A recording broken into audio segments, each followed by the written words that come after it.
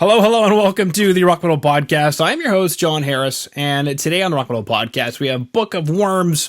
They have a new album called Occult New Age, which is released on May 7th via Desert Records. Right now, I'm being joined by Jay to share some more information about this stellar release, as well as what the band has got going on. So, Jay, welcome to the show. And thanks for having me. We're stoked to be on here. Beautiful. Thank you so much.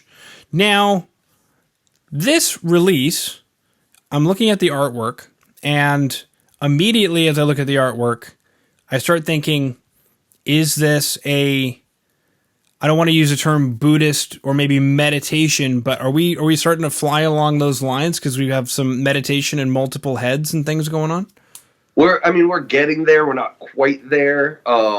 So, with the title Occult New Age, we wanted to leave it really open to whatever that means to whoever's checking it out. And, I always thought it was interesting. They would throw Buddhism and Hinduism over into the Occult and New Age section of the bookstore, but not necessarily the Christian books. But I don't know. It's whatever makes you feel in touch with that mystery and sort of the ominousness and power of nature. We gave Tara Lynn, the artist, a lot of free reign. We just kind of gave her a few ideas of what the album's about and almost sort of just a color palette. And she ran with it. She lives in West Virginia, and you can see with those mountains and everything, she caught the power of nature and that and everything. So it's, I don't want to say it's directly Buddhism, but it's in the whole, all powerful, being one with everything, whatever it is to you. Mm-hmm. So sort of in the spirit of the New Age, pick and choose what you want from it. Okay. Well, you bring up some very interesting topics because, in the beginning we were chatting about one of the track titles being in Yiddish, which for those who don't know, Yiddish is basically a bastard form of South German. And it's spoken primarily by Jewish people. And in Judaism, there is meditation. And even coming specifically in Kabbalah or Kabbalah. Mm-hmm. Yeah. And Kabbalah is Hebrew for received. So basically it means you're in a meditative trance-like state and you're receiving directly from the source. And then eventually that translated into Islam, where you have Sufism, and you also have some Christian Kabbalah as well. So then you get into modern day where ask any Jew if they know about meditation, and they're like, they don't know. Ask Muslims if they know about meditation. They might know, maybe. Christians, ask them if they know about meditation. No, that's stuff that heathens do. So it's a very interesting thing to suggest that meditation is only for something else out there. This book section, right? Of right, yeah. Just the idea that it's like you said, like some weird thing that other people do, and it's like, well, no, like probably wherever you're from, somebody in your past did something like meditation, and further back probably did something like shamanism. And that's one of the cool threads that's through a lot of that New Age stuff, is there's a more of an open mind about it. And there's Christian New Age, and there's definitely Jews who do meditation. You're supposed to meditate on what's in the Kabbalah or whatever. And then there's a ton of Buddhist Jews, which is like always been really interesting to me, but there's no rule against it. Like, you can be a good Jew and a Buddhist at the same time. I don't know if it's the same way for other Western religions, but, and that's kind of, New Age gets crapped on a lot, and kind of rightly so, because there's a lot of dilettantism and lack of real respect, like tourism. But one of the things I think it gets right is that all of these different disciplines are sources to the same kind of thing. And when you get into advanced religion, hey, how's it going? This is my son Gabriel. Hello, Jay. Hey, nice to meet you. Nice to meet you too. How are you doing? I'm doing pretty good today. That's good to hear. Mm-hmm. Yeah. Are you gonna join in? Sure. I'm done school, so. Okay. Oh, good. You finished up your school already. Yeah. Yeah, it's holiday today, so. Yeah, over here it is 2:45, and he's online. Half of kindergarten online, all of grade 1 online, and he's booked up for half of grade 2 to be online just because of the way things are going.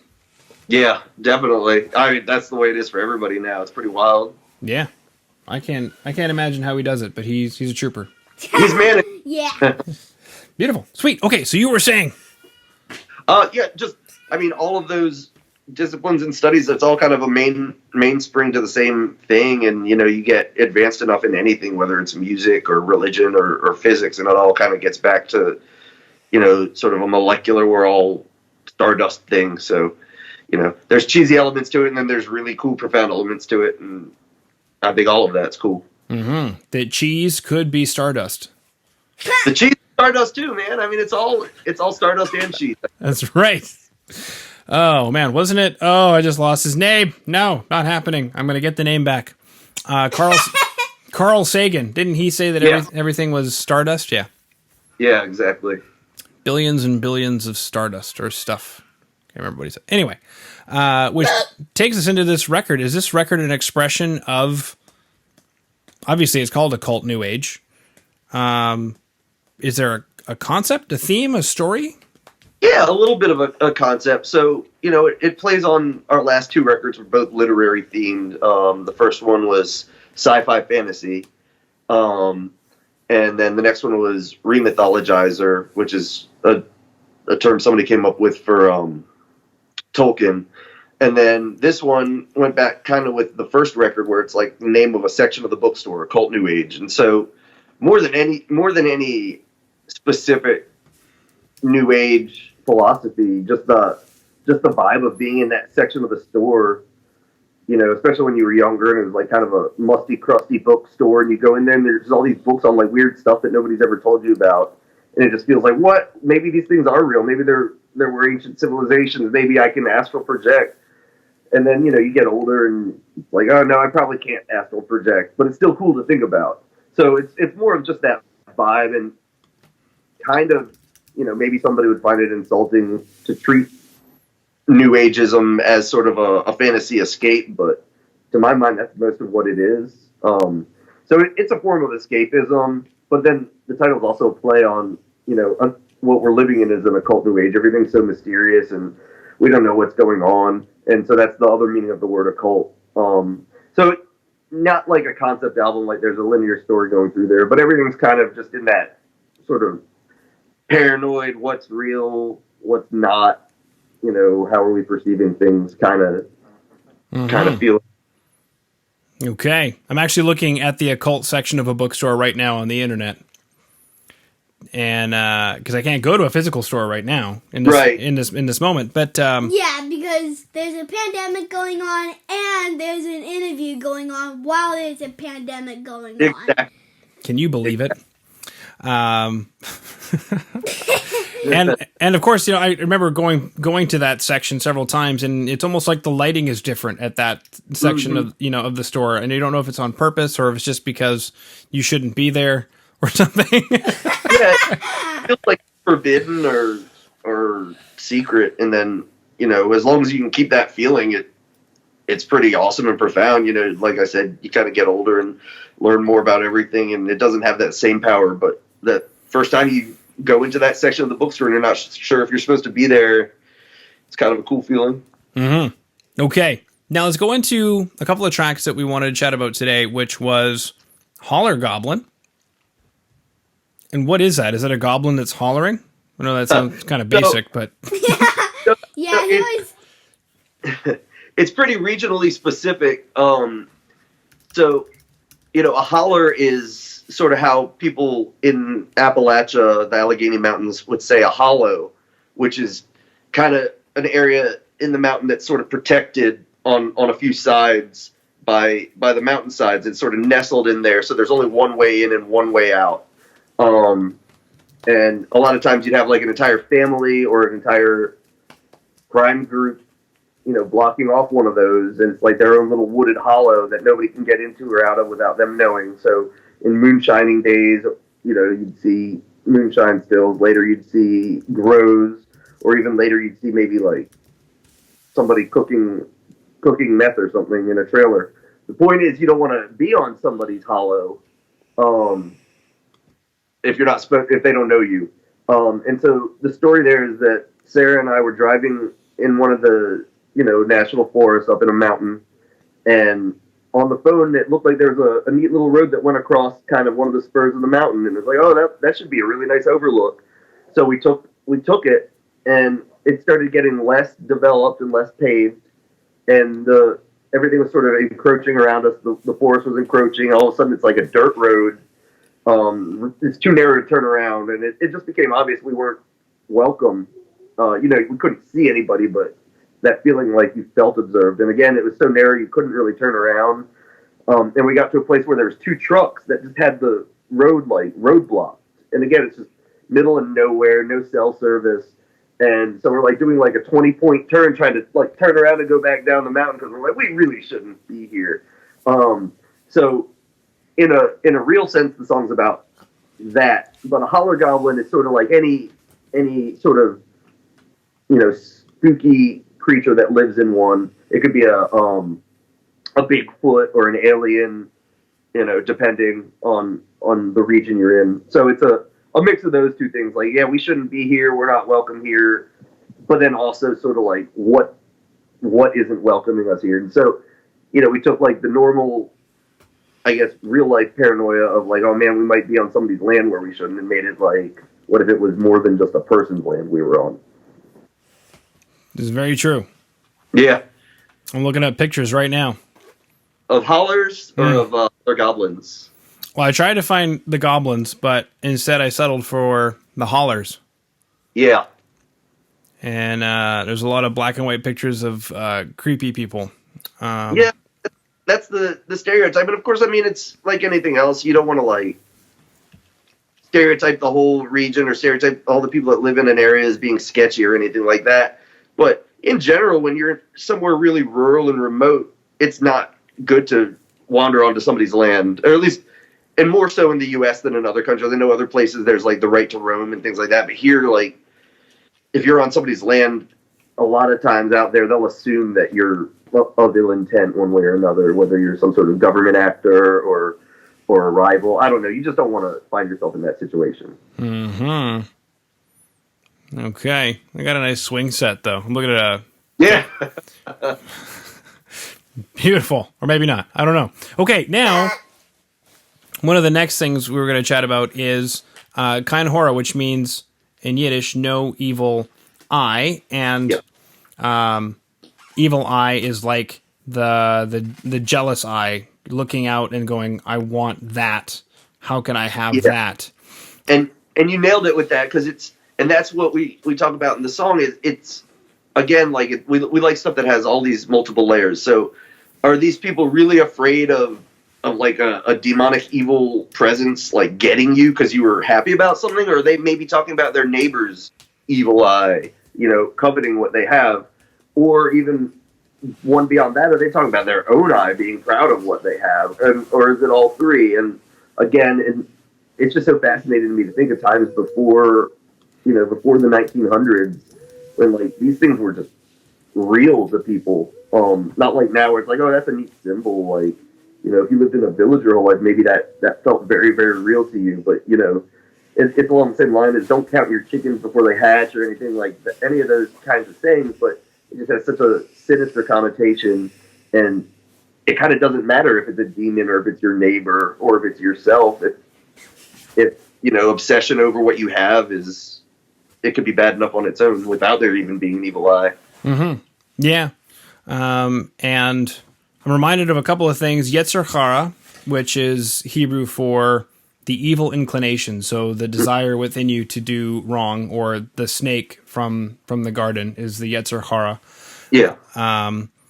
That plays into the evil eye, and then the Hamsa hand, which is the hand of God with the evil eye in it, and that's supposed to remind you that you don't need to covet somebody else's things because God gives everything that you need to you. Right.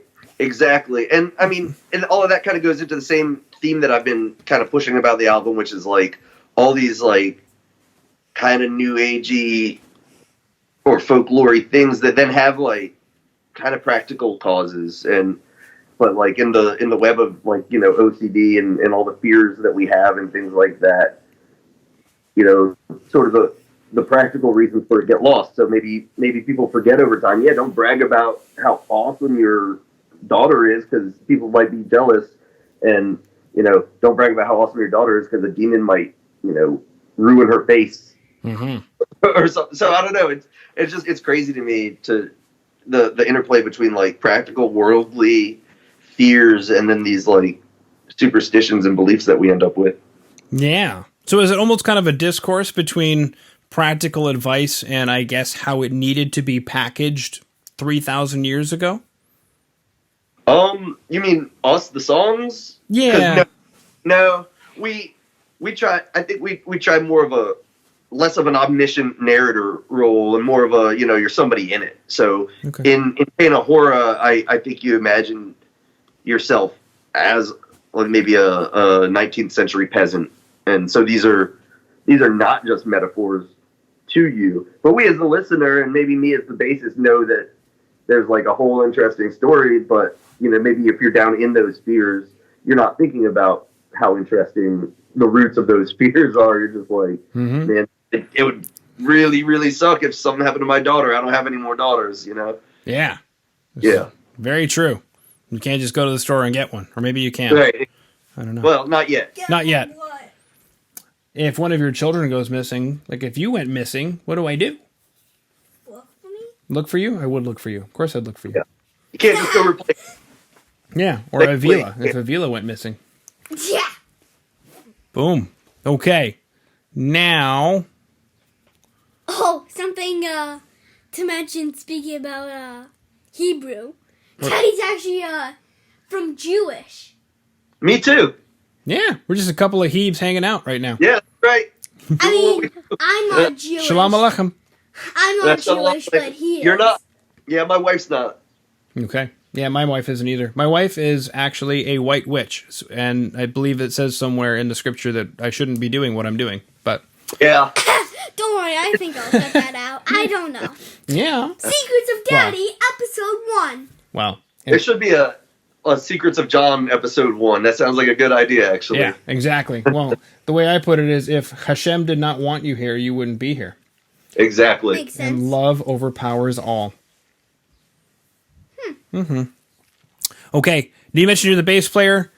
Take us through the sounds on this record. Is there anything unique that you guys did, or?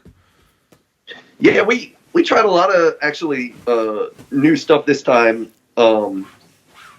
There's some clean guitars, which I guess that's not crazy, but for us it was kind of weird. You know, we put some acoustic guitar under some things, which again, for us is a little interesting, but not for everybody. Sarah does a lot of crazy synthesizer stuff throughout the record, both with her Korg pad and with her Yamaha. It's one of the FM synthesizers, like the 80s style frequency modulation synthesizer. So between those two, she's putting a lot of really cool sounds on there. And then we had, you know, Kyle again layering just some weird, clean tremolo guitars and stuff like that. On the song that we were talking about, Hollergoblin, I think is probably the best example. You know, Sarah's just playing chords with these weird 80s FM synth things, and Kyle's got like a sort of almost a funky, clean rhythm going under his, you know, heavy leads and everything. And then later in the song, Sarah brings in some really weird chord pads that kind of sound like aliens landing or something like that. So yeah, there's all kinds of weird sounds on there. We intentionally kind of have everything balanced a little differently than some bands do. Some bands like to have the vocals way out front, which is fine, and, you know, kind of recommended if you're trying to, you know, make like a pop hit or something like that. But we like it a little more subdued so that everything's sort of just a little gloomier and more atmospheric. And, you know, with the pads she's doing on the synth and then some of Kyle's clean guitars, everything, you know, hopefully it's a bit more atmospheric. Chris and I, the drummer and I, really not much experimentation on our instruments. sound wise. You know, Chris was recorded in a really nice room, like a nice large wooden room, with fancy mics on his normal kit. I used, you know, my normal bass rig, and actually kept all the pedals on all the time. It's just an overdrive and a chorus pedal that I turn really slow, so you can't really hear it, but it just kind of adds a little lushness to it. And he and I just kind of stayed put. I didn't even turn off distortion in the quiet movements or anything. I just wanted to see something really consistent and solid underneath the guitar, vocals, and synth, you know, where they could just kind of focus on creepy atmosphere and melody more than filling things in. Mm-hmm. I noticed that, especially about the vocals. And obviously it can go either way. And I like the analogy of either your vocals are like one of those airplanes that lands on water, where mostly above, and that's like your pop type stuff. Yeah. Or you've got more like a ship where the majority of it is still above water, but there's more down below. Yeah. Which is more like your rock and metal type stuff. Ideally, yeah. And I mean, you definitely see metal bands where the vocals go up, but everything's a trade-off in audio. And you learn that you can't make anything louder without something else feeling a little quieter. Like, if you want the biggest drum sound in the world, then maybe you can't have the biggest guitar sound in the world. Right. And so if you spend all this time making a record where the riffs are heavy and the drum sound is immersive and the bass really has the tubes working the way you want it to and everything just has all those harmonics, and then you slap the vocals way over the top of it, everything you just did gets squished down a little bit to make room for that. And are you giving up some of the heaviness? Are you giving up some of the power when you do that? And so that's kind of the constant struggle I think everybody goes through. But what was cool about this band is, like, very early on, Sarah said she wanted her vocals treated more like one of the guitars. And that kind of clicked for all of us, like what we're talking about. Like, not hidden, not buried, but, you know, one of the equal instruments. Mm-hmm. And it's crazy. Yeah. Like I've, you know, helped people on more pop rock things, and I've, you know, talked to recording people my whole life, and, you know, vocals are king, and everything else is there to support it. And that always kind of bored me a little bit. Like, I mean, yeah, I get it. Like, for a hit, you got to do that. But, like, I'm so interested in what the guitarist is doing, and I'm so interested in, like, how the drums sound in the room. Mm-hmm. So I like something that gives kind of equal or equitable, at least, exposure to everybody like that. Yeah. Yeah. Boom, baby. Sweet. So we chatted about New Age religions and occult and Old Age religions, and I just saw a thing on Jews, cults in general. We chatted about Jews. And the difference between an established religion and a cult, and that's a fun one. Appalachian Hollows, we chatted about writing some clean guitars for the record, and you mentioned a few other spacey things with regard to there, like tremolo clean guitars, which are a cool way to add some texture and movement to a track, and then some FM synths, which is a cool dealio because it's not based on a sine wave like a regular, what do you call those things? It's slow oscillating. Anyway, oscillating synthesizer. It's a different oscillation thing based on FM. And cool. I think we chatted about everything. We chatted about Hollergoblin, Keinehora, Occult New Age, Yetzirah, Evil Eye, Hamsa. We're doing it. Yeah. We're doing it, baby. We did it. That concludes my questions. So unless there's anything else, Jay, I just wanted to thank you for coming on to the Rock Metal Podcast today.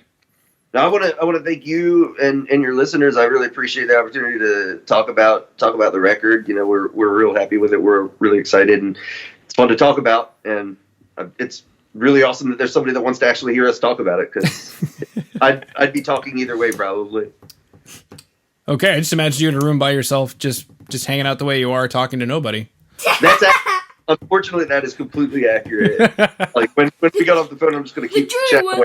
Exactly. Today we're doing a podcast. Today we're talking with Lindsey of Occult Age. Hey, what's going on? Beautiful. Okay. Perfect. All right. Thanks again, John. I really appreciate it. Let us know if you need anything else. Okay.